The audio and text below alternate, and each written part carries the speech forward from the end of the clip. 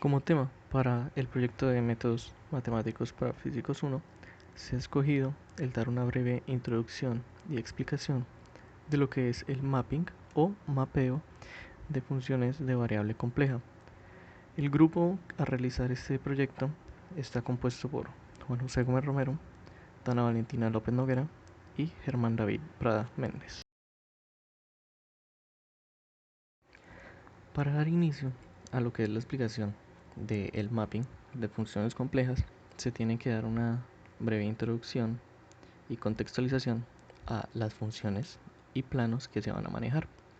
Primero que todo, teniendo un número complejo con una parte real x y una parte real y, este se puede representar en un espacio x versus y, en el cual el eje y nos representa la componente imaginaria y el eje x horizontal nos representa la componente real de este número complejo. Este número complejo se va a poder representar como un vector desde el origen del eje coordenado hasta el punto z con coordenadas x y y. Con un número complejo se puede definir una función compleja. Una función compleja va a constar de dos subfunciones. La primera siendo una función real u con componentes x y la segunda una componente v con componentes x y y de igual manera. Por lo tanto, todo vector en el plano complejo x versus y, al ser aplicado a w, va a cambiar de espacio a un espacio u contra v. Esto siendo el eje horizontal u la representación de la función real y el componente, el eje vertical v, siendo la representación de lo que es la función compleja. De esta manera, cualquier función o valor de la función w puede ser representado como un vector que parte desde el eje coordenado, desde el origen del eje coordenado, hasta el punto w con componentes u y v. De esta manera podemos ver que todo punto que represente un número complejo puede ser mapeado a un espacio de funciones w. De igual manera, se puede hacer con líneas o con trayectorias cerradas que describan un área, y al ser aplicadas a w van a cambiar su forma y posiblemente algunas de sus propiedades dependiendo de cómo vaya a ser la descripción de la función w. De esta manera, ya sabiendo que vamos a pasar de un espacio z a un espacio w, podemos dar inicio a describir unas de las funciones básicas w, tales como lo son la traslación, la rotación y la inversión.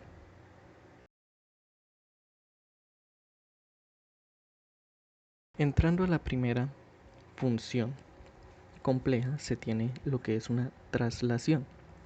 Al tener el efecto de traslación, lo que vamos a hacer es que el vector en el plano z va a ser trasladado a un nuevo sistema coordenado, a un nuevo origen, el cual va a estar descrito por un z sub 0 con coordenadas x sub 0 y y sub 0.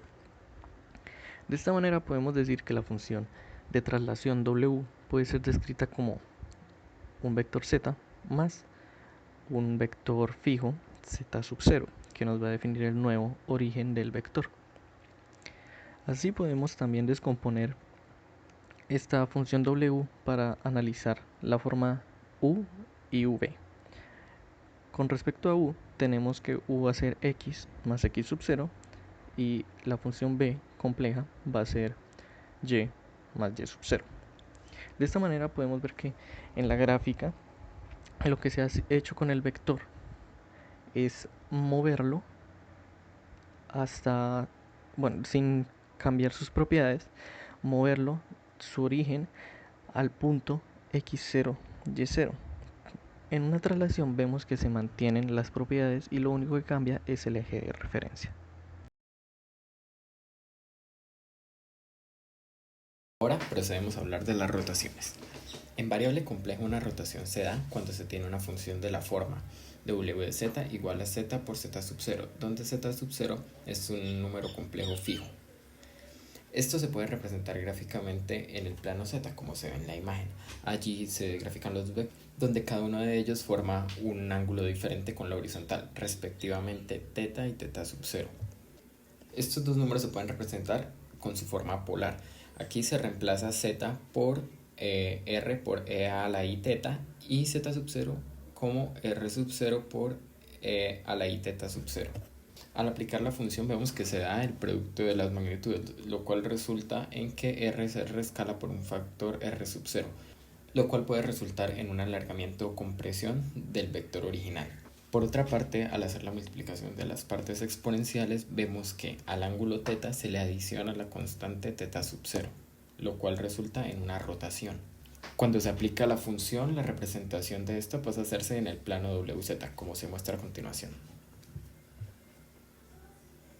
Aquí pudimos observar cómo el vector rota y luego se rescala. El número se escribe ahora como ρ por e a la i phi, donde phi es la suma de los ángulos previos y ρ es el producto de las magnitudes anteriores.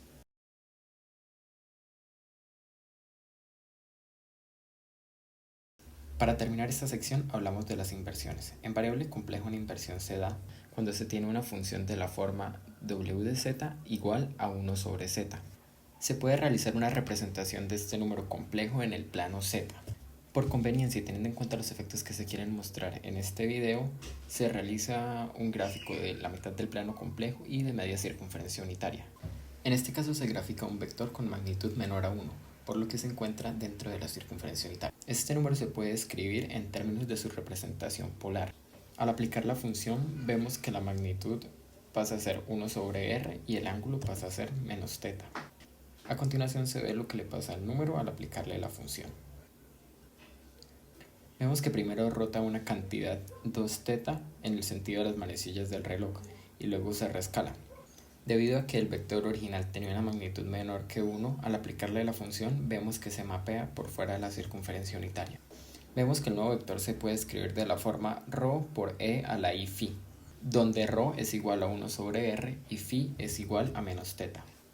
Una característica interesante de las reflexiones es que el interior de la circunferencia unitaria en el plano z se mapea al exterior de la circunferencia unitaria en el plano w, mientras que el exterior de la circunferencia unitaria en el plano z se mapea en el interior de esta misma en el plano w. Con esto damos por terminada nuestra primera sección en la cual se exponían los mapeos más sencillos. A continuación se describirán las funciones multievaluadas y todo lo que éstas conllevan. Las transformaciones que han sido tratadas hasta ahora tienen una característica especial, que es la correspondencia 1 a 1. Es decir, a cada punto del plano z le corresponde un punto del plano w. Esto no se aplica a todas las funciones, lo cual puede generar varios inconvenientes en el mapeo. A continuación se analizarán estos problemas, comenzando con la función f de z igual a z al cuadrado. A un punto de esta función le llamaremos w. Por medio de una sencilla multiplicación de z, obtenemos que el valor del radio de w es r al cuadrado y el valor de su ángulo es 2 veces θ. A partir de esto podemos analizar dos puntos P1 y P2 que viven en el plano z. Ambos tienen el mismo radio, pero distinto ángulo. Por ejemplo, uno es el ángulo 160 grados y el otro el ángulo 340 grados. Ambos serán mapeados en el mismo punto P, con ángulo 320 grados y radio r al cuadrado en el plano w. En este caso podemos observar esta naturaleza de la función debido a que si se grafican los puntos del hemisferio superior del plano z, es decir, cuando y es mayor que 0, se obtendrán puntos en todo el plano w. Adicionalmente, si se mapean los puntos del hemisferio inferior de Z, es decir, cuando y es menor que 0, estos también mapean todo W, es decir, se cubre el plano completo 2 veces de 0 a 2pi, lo que hace bastante evidente su correspondencia 2:1.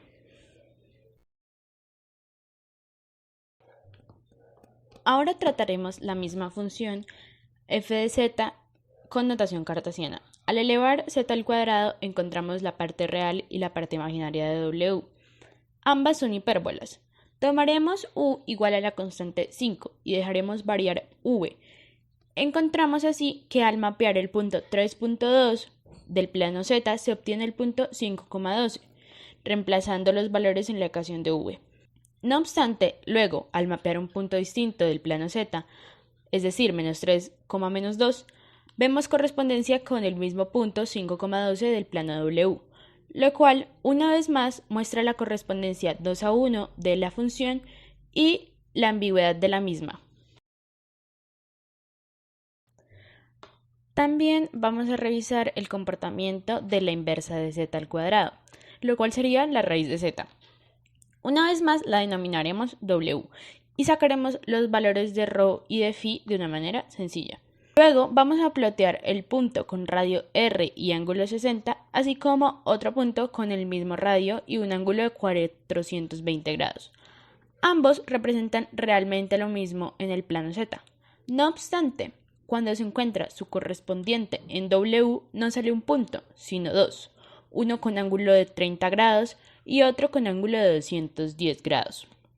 Esta función es de dos valores, lo cual presenta una gran ambigüedad a la hora de analizarla. Sin embargo, la raíz de z se puede volver una transformación de único valor de una manera sencilla. Simplemente hay que restringir el dominio de z al decir que ésta nunca debe pasar por la recta θ igual a 0. Así, un punto con el ángulo 420 grados no tendría por qué existir. A esta recta límite se le denomina cutline o branch cut y se caracteriza porque une dos regiones de singularidades de puntos. Bernhard Riemann estudió lo que sucedería si en lugar de limitar la función por su cutline, a este se le permitiera seguir creciendo en otro plano complejo W continuo al plano complejo W inicial. Se podría decir que estas, las superficies de Riemann, son la manera más completa de ver una función compleja. En esta superficie, un punto tiene 4 coordenadas, x, y, u y v. Ya que esto no es graficable, se utilizan los 3 ejes para representar 3 de esas variables. Por ejemplo, u, v y x. Y en cambio, a los valores de y se les asignan colores. Por ejemplo, un punto que se vea azul podría equivaler a menos 10. Y un punto que se vea verde, en cambio, equivaldría a 0. A esta técnica se le denomina mapeo de colores. Acá presentamos el ejemplo de la superficie de Riemann de raíz de x, que es la que hemos estado tratando todo este tiempo.